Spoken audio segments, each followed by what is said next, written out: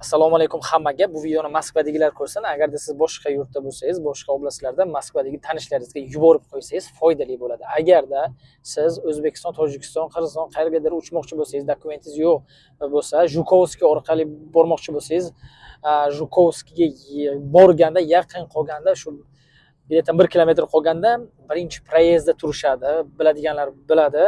O'ng tarafda turishadi. U kuni o'zimni to'xtatdi. Only mendan so'radi, Amina yo'q registratsiya deb. Amina dedim. Ko'rdi, Aminani ichiga kirib o'zi obnovit qilyapti, tekshiryapti. Hamda passajirlarimni ham tekshirdi. Dokumenti yo'q insonlar imkon qadar o'zlaringizni aslini ehtiyot bo'linglar. O'sha Jukovskiyga yaqin qolganda o'sha aeroportga avtobus stanka bo'ladi. O'sha avtobus stankadan minib avtobus orqali kirsalaringiz o'zlaringizni himoyangiz juda ham kuchli, yaxshi bo'ladi. Toshkentda hozir qaysi avtobus qaysi tochkadan ketadigan bu joyni ham aniqlab alohida video qilamiz. Hamda aeroport Vnukovo orqali uchmoqchi bo'lsangiz, dokumentingiz yo'q bo'lsa, aloqaga chiqsangiz, imkon qadar inshaalloh yaxshigina joylashtiramiz, vatan tomon kuzatamiz. Moskvadagilar dokumenti bor yo'q insonlar o'zlaringizni aslinglar, xizmatimiz taksi bo'yicha bemalol aloqaga chiqinglar. Rahmat.